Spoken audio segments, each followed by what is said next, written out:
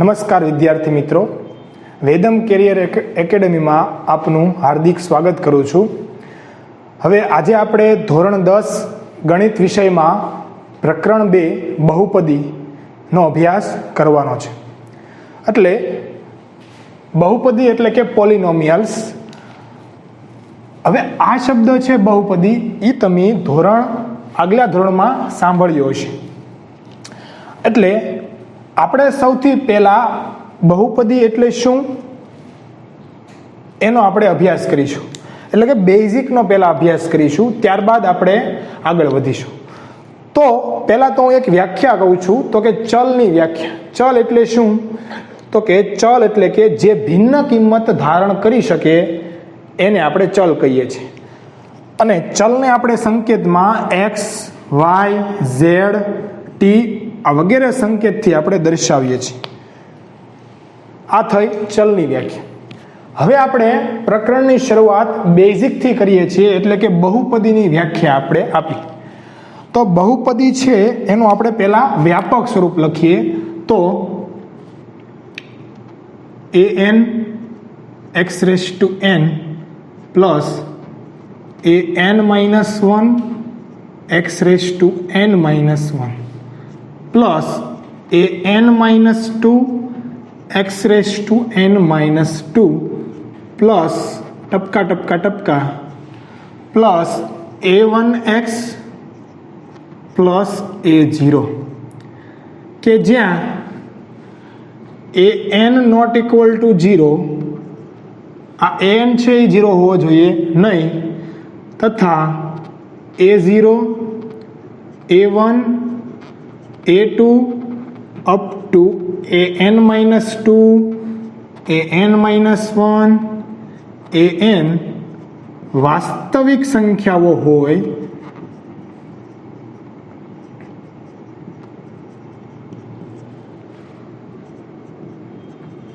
જે આ બધા જે છે એટલે કે સહગુણક છે એ બધી કેવી સંખ્યાઓ હોય? વાસ્તવિક સંખ્યા હોય. ત્યારે આ સ્વરૂપે દર્શાવાતી પદાવલીને ચલ એક્સમાં બહુપદી કહે છે. ચલ એક્સમાં બહુપદી કહે છે, કારણ કે અહીંયા ચલ તરીકે કોણ છે? એક્સ છે. એટલે એને આપણે ચલ એક્સમાં બહુપદી કહીએ છીએ. અને જે n છે એટલે કે જે ઘાત છે એ ઘાત હંમેશા n હશે એ પૂર્ણ સંખ્યા હશે. પૂર્ણ સંખ્યા છે એટલે કે n ના સ્થાને તમે 0 મૂકી શકો, 1 મૂકી શકો, 2 મૂકી શકો, 3, 4, 5 આ રીતે મૂકી શકો. પણ n ના સ્થાને તમે ઋણ સંખ્યા મૂકી શકો નહીં. એનો અર્થ એમ થયો કે n કઈ સંખ્યા છે? ધન પૂર્ણાંક સંખ્યા અને 0 હોઈ શકે છે. હવે આપણે કોઈ પણ બહુપદી હોય, બહુપદીને આપણે p of x, q of x, r of x વગેરે સંકેતથી દર્શાવી શકીએ છીએ.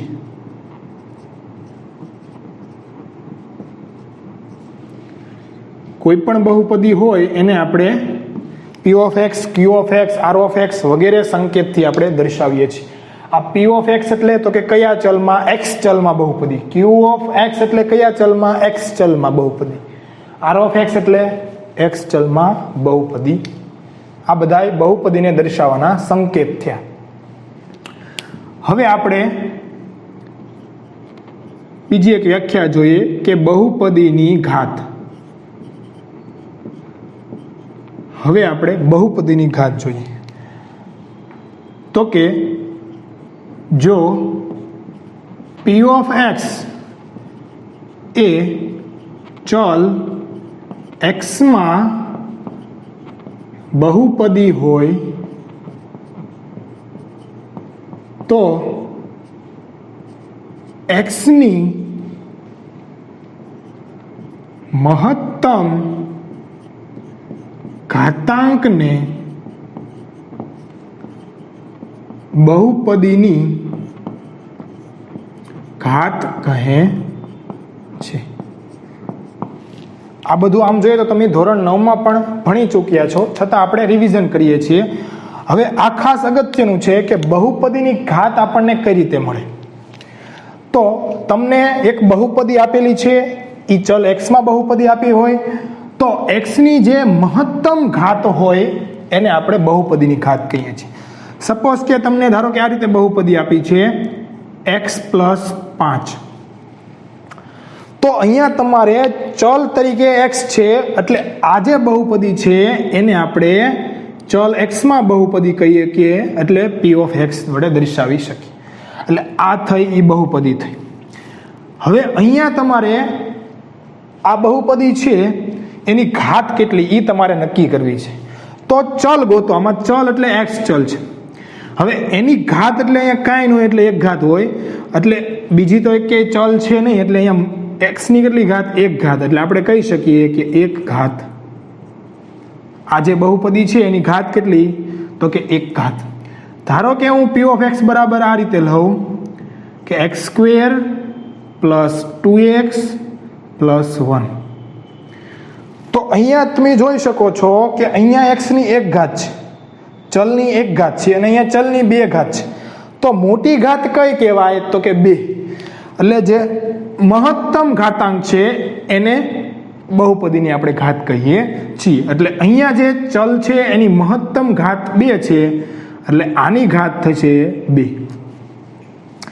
એ જ રીતે ધારો કે હું આ રીતે બહુપદી લઉં, p ઓફ x બરાબર x ની 5 વત્તા x ની 3 ઓછા x ની 6 અને વત્તા 1. તો અહીંયા તમે જોઈ શકો છો કે x જે ચલ છે એની સૌથી મોટામાં મોટી ઘાત ગોતો. અહીંયા 5 ઘાત છે, અહીંયા 3 ઘાત છે અને અહીંયા 6 ઘાત છે. તો મોટામાં મોટી ઘાત એટલે કઈ થઈ? 6. એટલે આની ઘાત કેટલી થશે? 6 ઘાત. એટલે આ રીતે તમને બહુપદીની ઘાત મળતી હોય છે. હવે આપણે આગળ વધીએ તો બહુપદીના આપણે પ્રકાર વિશે ચર્ચા કરીએ, અને એ કોના આધારે કરીએ? ઘાતને આધારે. એટલે બહુપદીના પ્રકાર ઘાતને આધારે. એટલે સૌથી પહેલા આપણે સુરેખ બહુપદી.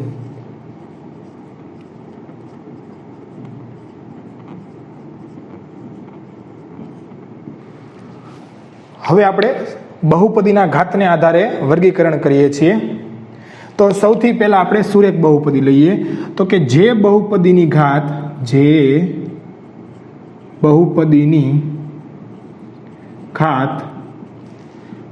એક હોય તેવી બહુપદીને સુરેખ બહુપદી કહે છે.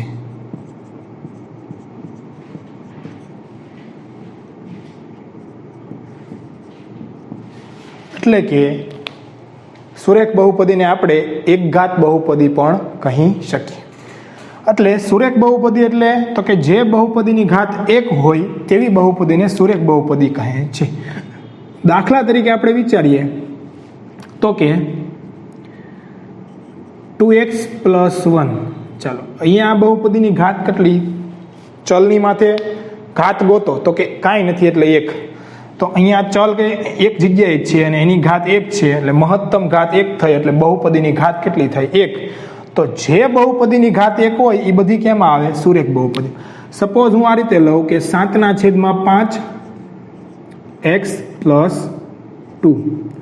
અહીંયા ચલની ઘાત ગોતો. ચલની ઘાત કેટલી છે? ચલની ઘાત જ તમારે જોવાની છે. એટલે x ની માથે કેટલી ઘાત છે? 1. બાકી તો x છે નહીં કાંઈ, એટલે મહત્તમ ઘાત 1 થઈ, એટલે આ પણ સુરેખ બહુપદી કહેવાય. સપોઝ હું આ રીતે લઉં કે πx + 3. અહીંયા ચલ તરીકે x છે, x ની કેટલી ઘાત? 1 ઘાત. મહત્તમ કેટલી ઘાત? 1 ઘાત. એટલે એ બહુપદીને કેવી કહેવાય? સુરેખ બહુપદી કહેવાય. ત્યાર સપોઝ આ રીતે લઉં કે √2x - 3. તો અહીંયા ચલ x એની ઘાત કેટલી? કાંઈ નો એટલે 1 ઘાત. એટલે આ બધી કેમાં આવે? સુરેખ બહુપદી. હવે આપણે સુરેખ બહુપદીનું વ્યાપક સ્વરૂપ લખીએ તો સુરેખ બહુપદીનું વ્યાપક સ્વરૂપ. સુરેખ બહુપદી હોય એનું વ્યાપક સ્વરૂપ શું થશે? સપોઝ કોઈ બહુપદી આપેલી છે, એ ચલ x માં બહુપદી છે, તો p ઓફ x બરાબર ax પ્લસ b, જ્યાં a નોટ ઇક્વલ ટુ 0, એટલે a છે એ 0 હશે નહીં, અને જે a અને b છે, a અને b એ વાસ્તવિક સંખ્યાઓ છે.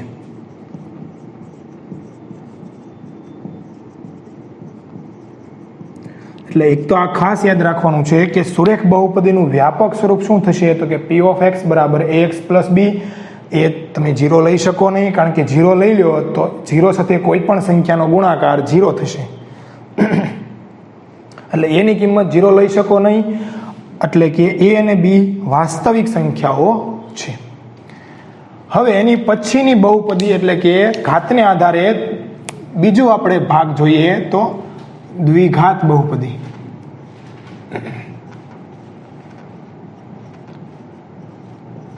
હવે આમ જોઈએ તો તમને હવે વ્યાખ્યા તમને આવડી જાય. દ્વિ એટલે બે, ઘાત એટલે બે ઘાત વાળી જે બહુપદી છે એને આપણે શું કહીએ? દ્વિઘાત બહુપદી. તો જે બહુપદીની ઘાત બે હોય તેવી બહુપદીને દ્વિઘાત બહુપદી કહે છે.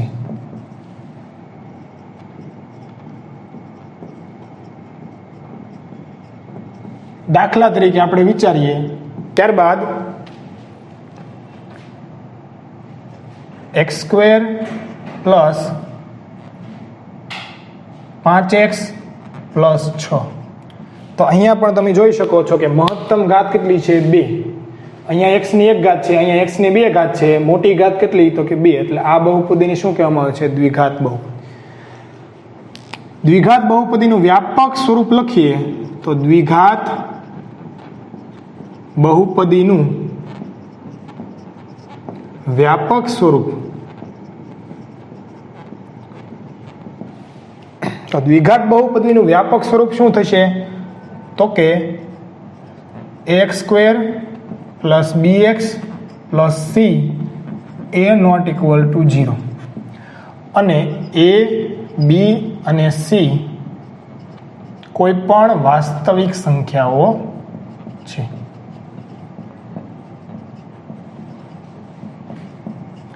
એટલે જ્યાં a b અને c છે એ કોઈ પણ વાસ્તવિક સંખ્યા હોઈ શકે છે. ત્યારબાદ આપણે ત્રિઘાત બહુપદી જોઈએ. તો ત્રિઘાત બહુપદી ની વ્યાખ્યા આપણે લખીએ તો કે ત્રિ એટલે 3, એટલે જે બહુપદીની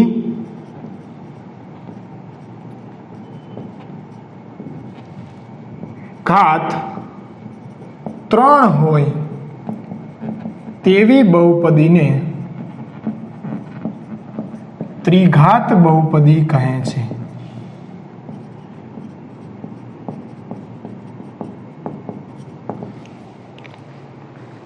તો એના આપણે ઉદાહરણ લઈએ તો કે દાખલા તરીકે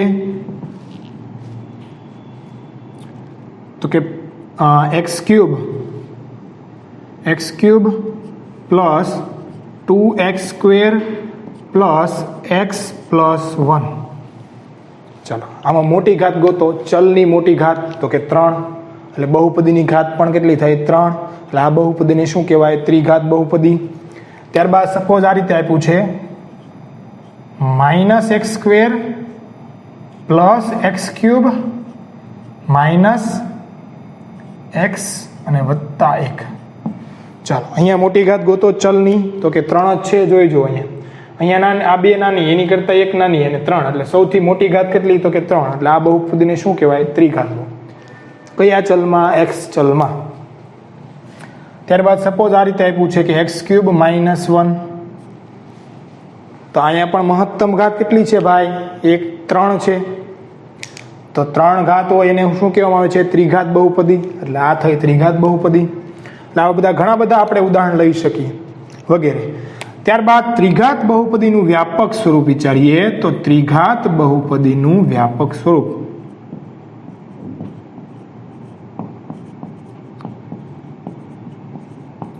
આ ખાસ યાદ રાખવાના છે. 3 એ 3 જે બહુપદી છે એના વ્યાપક સ્વરૂપ તમને આવડતા હોવા જોઈએ.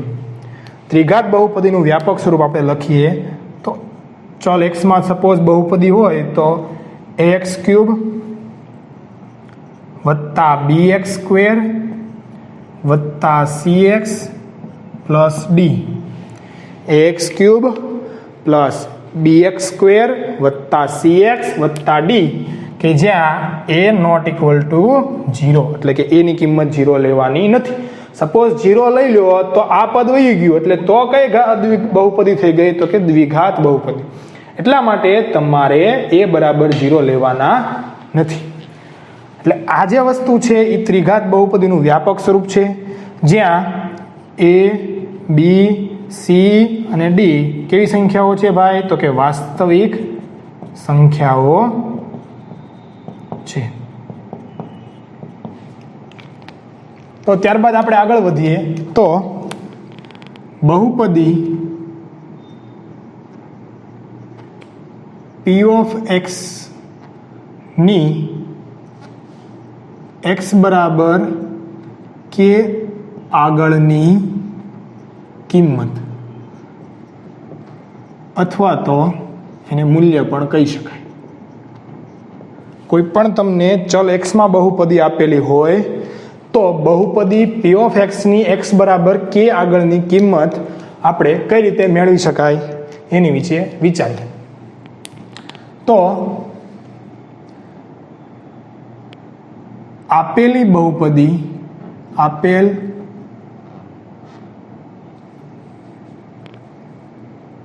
બહુપદી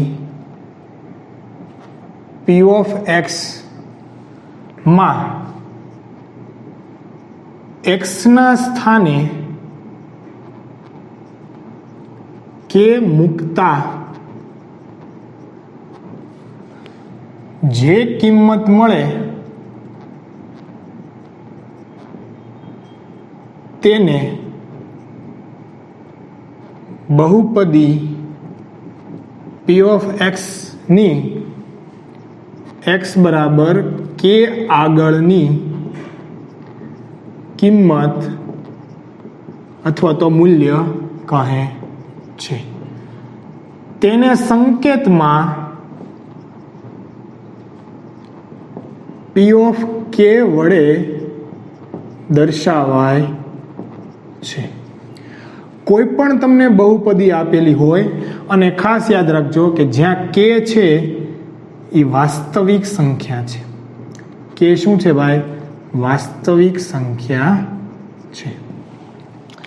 એટલે કે જો તમને કોઈ બહુપદી આપેલી હોય અને તમને કોઈ કિંમત એટલે કે કોઈ સંખ્યા આગળ તમને એમ કીધું હોય કે બહુપદીનું મૂલ્ય મેળવો, ત્યારે તમારે x ને સ્થાને શું મૂકી દેવાનું? જે તે સંખ્યા આપી હોય એ. સપોઝ તમને એક બહુપદી આપેલી છે કે p ઓફ x બરાબર x² પ્લસ 2x પ્લસ 1. ચાલો, આ તમને બહુપદી આપેલી છે. આ બહુપદી કઈ છે તો કે દ્વિઘાત બહુપદી છે. કારણ તો કે આ બહુપદીમાં મહત્તમ ઘાત કેટલી છે? 2. તો જે બહુપદીની 2 ઘાત હોય એને આપણે શું કહીએ છીએ? દ્વિઘાત બહુપદી. હવે આ તમને બહુપદી આપેલી છે. તમને કોઈ પણ બહુપદી આપી દે, 1 ઘાત વાળી આપે, 2 ઘાત વાળી આપે, 3 ઘાત વાળી આપે કે 4 ઘાત, ગમે એટલી ઘાત વાળી બહુપદી આપે, તમને એમ કીધું છે કે p ઓફ x બરાબર x² પ્લસ 2x પ્લસ 1 ની x બરાબર 1 આગળ કિંમત શોધો. એટલે તમારે શું કરવાનું છે કે જ્યાં તમને બહુપદીમાં x દેખાય છે એના સ્થાને 1 મૂકી દો. એટલે આ જે બહુપદી છે એમાં તમને જ્યાં જ્યાં x દેખાય છે ત્યાં 1 મૂકી દો. એટલે આપણે આ રીતે મળે. જો આ p એમના x દેખાણો એટલે ત્યાં મૂકી દો 1, એટલે p ઓફ 1 બરાબર. અહીંયા x દેખાણો એટલે આવશે 1 વર્ગ વત્તા 2 કૌંસમાં x દેખાણો એટલે 1 વત્તા 1 બરાબર. આનું સાદુરૂપ આપો. 1 વર્ગ તો કે 1 વત્તા 2 ગુણ્યા 1 એટલે થશે 2 અને વત્તા 1 એટલે બરાબર તમને કેટલા મળ્યા તો કે 4. એટલે આપણને આપેલ બહુપદીની x બરાબર 1 આગળની કિંમત 4 થાય છે. હવે આ રીતે તમને x બરાબર 0 આગળ પણ કિંમત મેળવવાનું કહે.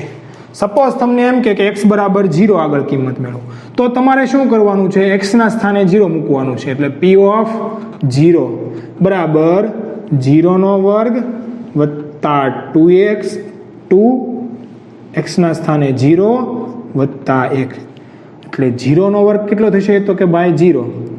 2 ગુણ્યા 0 કેટલા થશે તો કે 0 ને વત્તા 1 એટલે બરાબર કેટલા આવશે 1. એટલે આપણે કહી શકીએ કે x બરાબર 0 આગળ બહુપદીની કિંમત 1 છે. એટલે p ઓફ 0 બરાબર શું મળ્યા તમને 1. હવે આપણે આગળ વધીએ તો કે બહુપદીના શૂન્ય કે છે એને બહુપદીના શૂન્ય કહે છે. સપોઝ તમને એક બહુપદી આપેલી છે p ઓફ x બરાબર x square minus 3x minus 4. આ તમને એક બહુપદી આપેલી છે. હવે તમારે એવી કિંમત મેળવવાની છે કે જેથી કરીને p ઓફ k બરાબર શું થાય 0. હવે સપોઝ હું p ઓફ 4 મૂકું છું. p ઓફ 4 એટલે તો કે 4 આગળ બહુપદીની કિંમત મેળવું છું. શું 0 મળે છે? જો 0 મળે p ઓફ 4 બરાબર જો તમને 0 મળે તો આપણે કહી શકીએ કે 4 છે એ શું થશે બહુપદીનું શૂન્ય. તો ચાલો મૂકીએ. p ઓફ 4 એટલે x ના સ્થાને 4 મૂકવાના એટલે અહીંયા આવશે 4 વર્ગ minus 3 as it is. x ના સ્થાને મૂકી દો 4 ઓછા 4 બરાબર. 4 વર્ગ કેટલો થશે ભાઈ તો કે 16 માઇનસ 3 ચોક કેટલા થશે તો કે 12 માઇનસ 4. 16 માંથી 12 જાય તો મળશે 4 અને માઇનસ 4 અને 4 માંથી 4 જશે તો શું મળશે 0. એટલે આપણે જોઈ શકીએ છીએ કે મેં k બરાબર 4 મૂક્યું એટલે કે p ઓફ 4 મૂક્યું અને બહુપદીની કિંમત મેળવી તો એ મને 0 મળી. તો આપણે કહી શકીએ કે જે 4 છે એ શું થશે બહુપદીનું 0 થશે. ત્યારબાદ હજી એક ધારો કે હું કિંમત મૂકું -1 મૂકું સપોઝ એટલે કે -1 આગળ હું બહુપદીની કિંમત મેળવું તો -1 આગળ મૂકું એટલે આપણે શું કરવાનું x ના સ્થાને -1 એટલે p ઓફ -1 અહીંયા x ના સ્થાને -1 એનો વર્ગ -3 કૌંસમાં x ના સ્થાને -1 -4 બરાબર. હવે -1 વર્ગ શું થશે ભાઈ તો કે 1 થશે. -1 વર્ગ શું થશે 1. પછી અહીંયા ઓછે શું થઈ જશે ભાઈ વત્તા 3 એકા 3 ઓછા 4. હવે 1 ને 3 4 4 ઓછા 4 એટલે શું મળ્યું તમને 0. એટલે તમે જોઈ શકો છો કે 4 અને -1 છે એ શું થશે તો કે આપેલ બહુપદીના શૂન્ય થશે. એટલે આપણે લખી શકીએ 4 અને -1 એ આપેલ બહુપદી p ઓફ x બરાબર x square minus 3x minus 4 ના શૂન્ય છે. હવે આપણે આગળ વધીએ તો અલગ અલગ આપણને ખબર છે કે આપણી પાસે અલગ અલગ બહુપદીઓ છે. એક ઘાત બહુપદી છે, દ્વિઘાત બહુપદી છે, ત્રિઘાત બહુપદી છે, n ઘાત વાળી પણ બહુપદી થઈ શકે. તો એમાં કેટલા શૂન્ય હોઈ શકે? સપોઝ કે એક ઘાત બહુપદી હોય તો એમાં કેટલા શૂન્ય મળી શકે? દ્વિઘાત બહુપદીઓ છે તો એમાં કેટલા શૂન્ય મળી શકે? તો એની વિશે ચર્ચા કરીએ. એટલે કે શૂન્યોની સંખ્યા.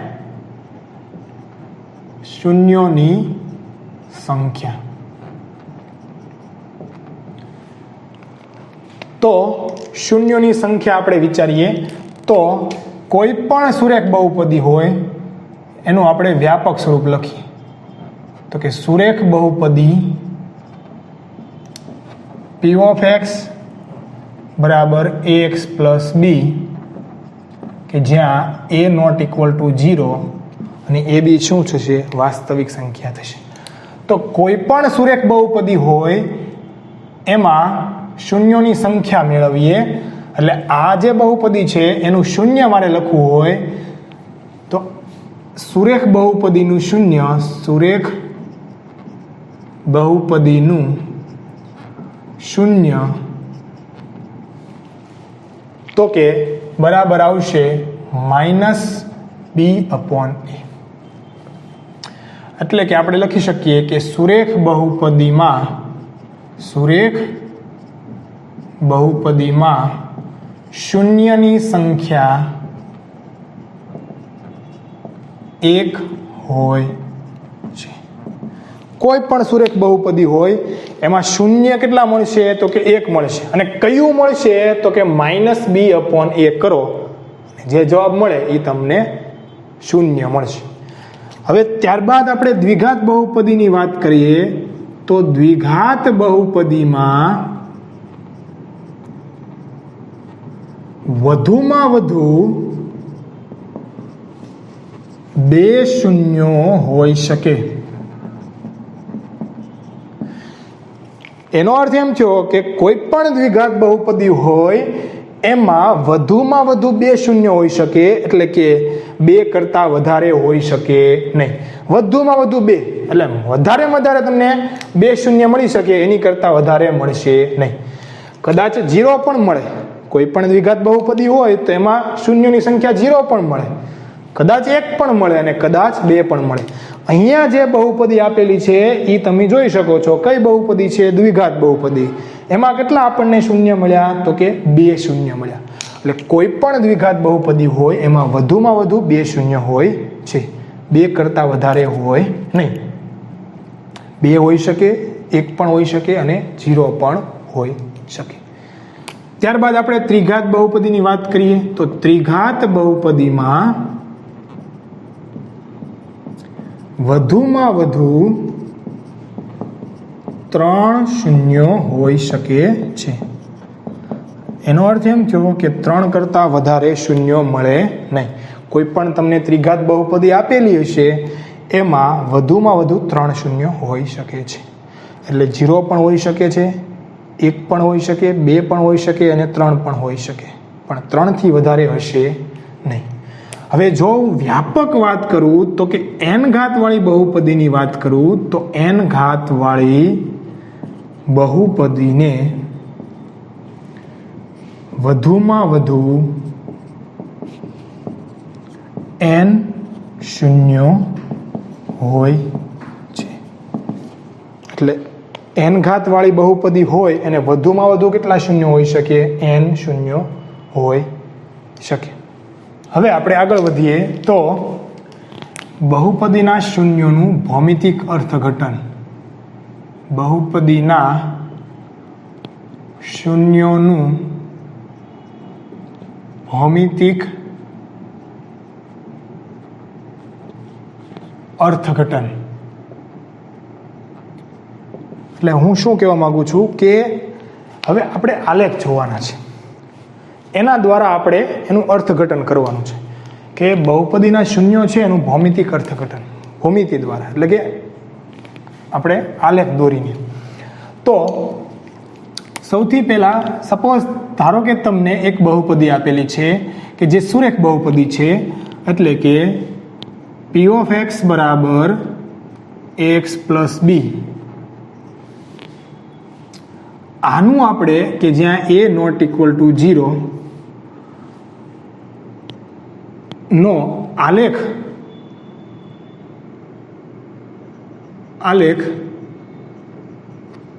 y બરાબર એક્સ પ્લસ બી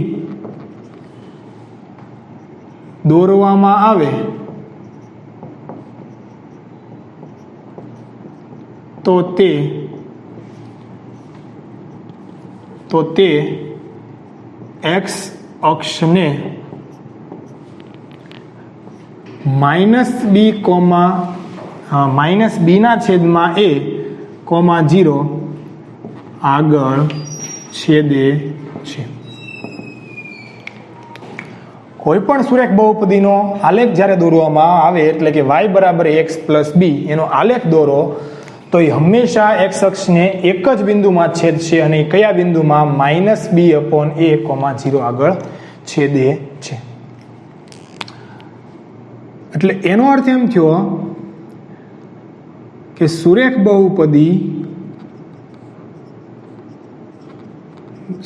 બહુપદીનું શૂન્ય x અક્ષને જે બિંદુમાં છેદે છે તેનો એક્સિયામ છે. એટલે અહીંયા આપણે જોઈ શકીએ છીએ કે જે સુરેખ બહુપદી આપેલી છે એ x અક્ષને કયા બિંદુમાં છેદે છે -b/a. તો એ શું થશે તો કે આપેલ બહુપદીનું શૂન્ય થશે. એટલે સુરેખ બહુપદીનો આપણે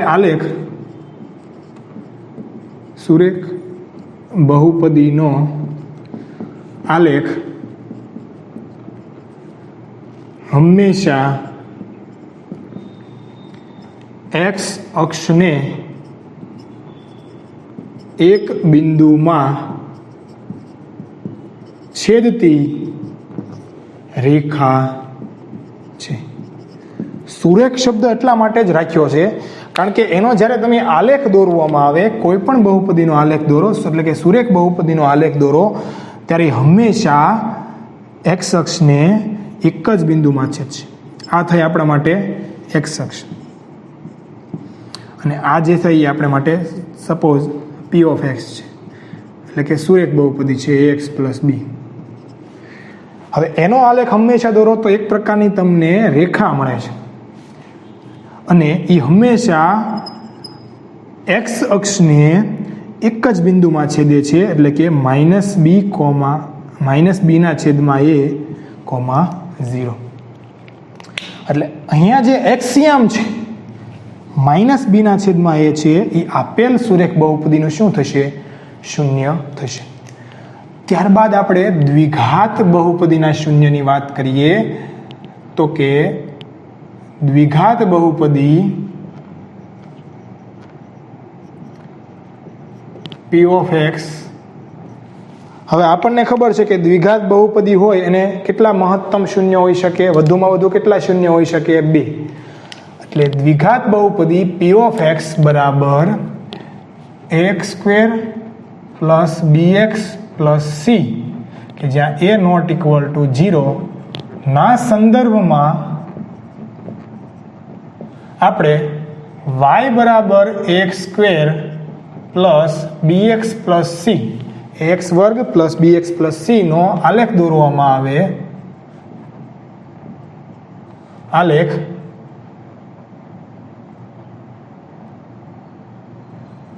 x અક્ષને જે બિંદુમાં છેદે તેના એક્સિયામને દ્વિઘાત બહુપદીના શૂન્યો કહે છે. એટલે કે દ્વિઘાત બહુપદી તમને આપેલી હોય ax² plus bx plus c જ્યાં a નોટ ઇક્વલ ટુ 0 ના સંદર્ભમાં આપણે y બરાબર ax² plus bx plus c નો આલેખ દોરીએ તો એ x અક્ષને જે બિંદુમાં છેદશે રેડી એનો એક્સિયામ થશે એ આપણી દ્વિઘાત બહુપદીના શૂન્યો થશે. હવે y બરાબર ax² plus bx plus c નો આપણે આલેખ છે એ કેવા પ્રકારનો આવશે. આપણે જોયું કે સુરેખ બહુપદી છે એનો આલેખ રેખા એ પ્રકારનો આવે. તો આપણે વિચારીએ કે આ જે દ્વિઘાત બહુપદી છે એનો આલેખ કેવા પ્રકારનો આવે છે. તો y બરાબર ax² plus bx plus c ના c માટે a ની કિંમત ધન હોય. આ જે a છે એ તો 0 તો લેવા નથી એટલે કે a ની કિંમત ધન સંખ્યા હોય તો તેનો આલેખ ઉપરની તરફ ખુલ્લો વક્ર, એ વક્રનું નામ છે પરવલય. એટલે કે આ ટાઈપનો તમને મળે.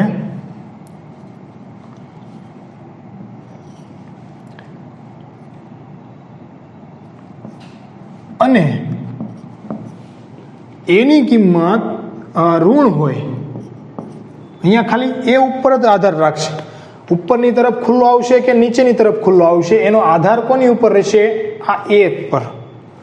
બી અને સી ઉપર આધાર છે નહીં. એટલે તમારે જો એની કિંમત ધન હોય તો એનો વક્ર આવશે એ ઉપરની તરફ ખુલ્લો, એટલે કે પરવલય આકારનો આ રીતે આવે. અને જો એની કિંમત ઋણ હોય તો તેનો આલેખ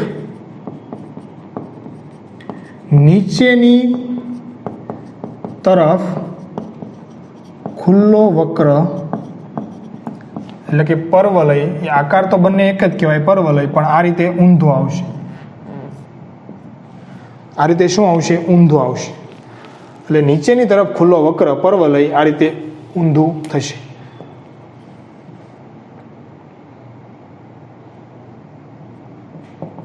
હોય છે. હવે ત્રિઘાત બહુપદી માટે એનો આલેખ ફિક્સ હોતો નથી, પણ આ ટાઈપનો આવી શકે છે.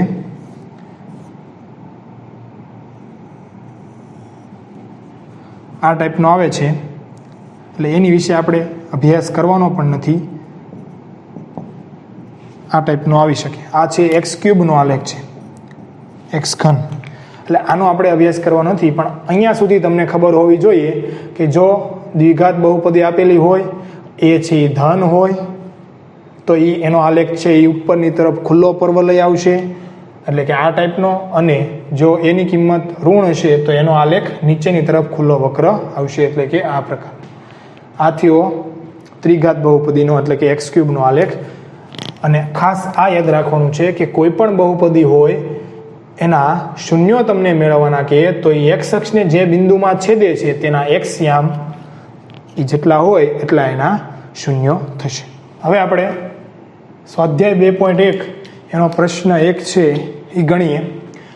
આ જે વસ્તુ છે એ તમને MCQમાં અથવા તો 1 માર્કમાં પૂછાઈ શકે. શું કે છે આપણે વાંચીએ તો કે પ્રશ્ન નંબર 1, નીચે આકૃતિમાં કોઈ બહુપદી p of x માટે y બરાબર p of x ના આલેખ આપેલ છે. એટલે તમને ટોટલ 6 આલેખ આપેલા છે, એ અલગ અલગ બહુપદીના આલેખ છે. દરેક કિસ્સામાં બહુપદી p of x ના શૂન્યોની સંખ્યા શોધો. આપણે કેટલા શૂન્ય મળે એ કહેવાનું છે. તો આપણે આગળ અભ્યાસ કરી ગયા કે શૂન્ય મેળવવા માટે આપણે શું કરશું તો કે આલેખ જે x અક્ષને જેટલા બિંદુમાં છેદશે એટલા આપણને શૂન્યો મળશે. કોઈ પણ આલેખ તમને આપેલો હોય એ x અક્ષને જેટલા બિંદુમાં છેદે એટલા શૂન્ય થશે. એક પણ બિંદુમાં ન છેદે x અક્ષને તો બહુપદીના શૂન્ય 0 થશે.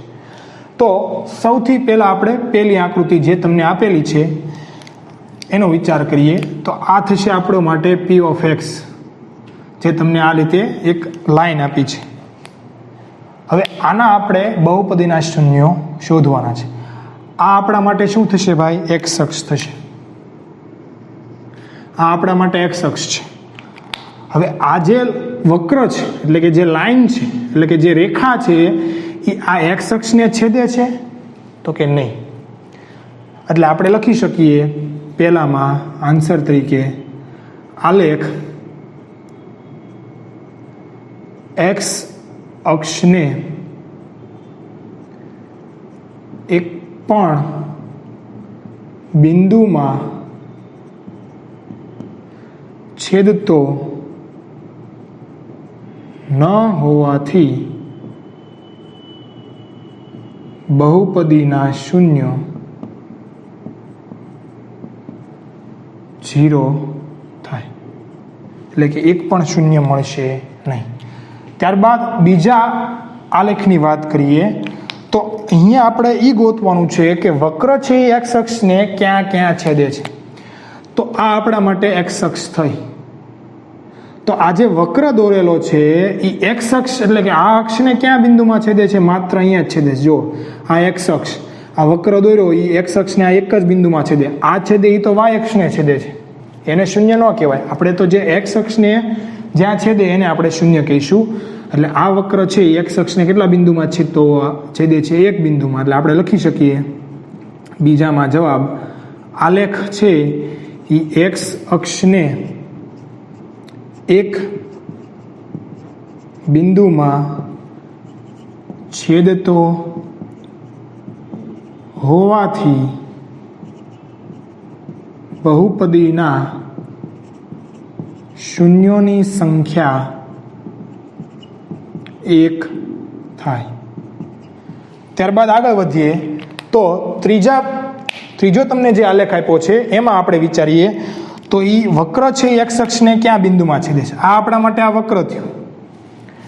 તો વક્ર જે આ એક્સ અક્ષ છે એને ક્યાં ક્યાં છેદે છે? પહેલાં તો આ એક્સ અક્ષને અહીંયા છેદે છે આ વક્ર, ત્યારબાદ આગળ વધીએ તો અહીંયા છેદે છે, અને ત્યારબાદ આગળ વધીએ તો અહીંયા. એટલે આ જે વક્ર છે એ એક્સ અક્ષને અહીંયા છેદે છે, ત્યારબાદ અહીંયા છેદે છે, અને ત્યારબાદ અહીંયા છેદે છે. એટલે કે 3 બિંદુમાં છેદે છે. આ એક્સ અક્ષ અને આ વક્ર એ એક્સ અક્ષને 3 બિંદુમાં છેદે છે. એટલે આપણે લખી શકીએ આલેખ એક્સ અક્ષને 3 બિંદુમાં છેદતો હોવાથી આલેખ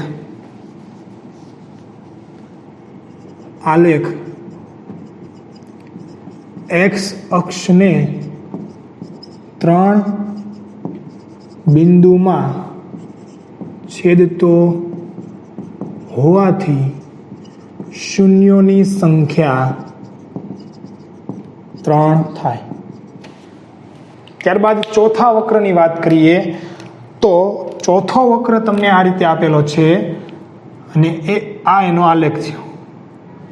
તો અહીંયા જોઈ શકીએ છીએ કે એક્સ અક્ષને આ વક્ર છે એ 2 બિંદુમાં છેદે છે. એટલે ચોથામાં જવાબ લખી શકીએ આલેખ એક્સ અક્ષને 2 બિંદુમાં છેદતો હોવાથી શૂન્યોની સંખ્યા કેટલી થશે? 2 થાય. ત્યારબાદ આગળ વધીએ તો 5મી જે આકૃતિ છે એની ચર્ચા કરીએ. તો અહીંયા જે વક્ર છે એ એક્સ અક્ષને જે આ વક્ર આપેલો છે એ એક્સ અક્ષને ક્યાં ક્યાં છેદે છે? તો સૌથી પહેલા જો અહીંયા છેદે છે આ એક્સ અક્ષ, અહીંયા છેદે છે, ત્યારબાદ અહીંયા છેદે છે, ત્યારબાદ અહીંયા અને અહીંયા. એટલે આપણે લખી શકીએ કે આલેખ છે એ એક્સ અક્ષને 4 બિંદુઓમાં છેદતો હોવાથી શૂન્યોની સંખ્યા 4 થાય. ત્યારબાદ આમાં વિચારીએ શૂન્યોની સંખ્યા કેટલી થશે? અહીંયા શૂન્યોની સંખ્યા 4. આ રીતે તમારે લખવાનું. હવે અહીંયા વિચારીએ તો એક્સ અક્ષને ક્યાં ક્યાં છેદે છે? તો જુઓ આ વક્ર તો કે અહીંયા 1, ત્યારબાદ આ 2 અહીંયા છેદે છે, ત્યારબાદ અહીંયા 3. એટલે આ વક્ર જે છે એ એક્સ અક્ષને અહીંયા અને અહીંયા 3 બિંદુમાં છેદે છે. એટલે અહીંયા થશે શૂન્યોની સંખ્યા 3 થાય. આલેખ એક્સ અક્ષને 3 બિંદુઓમાં છેદતો હોવાથી શૂન્યોની સંખ્યા 3 થાય. આ રીતે અહીંયા સ્વાધ્યાય 2.1 છે એ પૂર્ણ થાય છે. હવે આપણે આગળ છે એ શૂન્યોના સહગુણકો વચ્ચેનો સંબંધ છે એનો આપણે આગલા લેક્ચરમાં અભ્યાસ કરીશું. Thank you.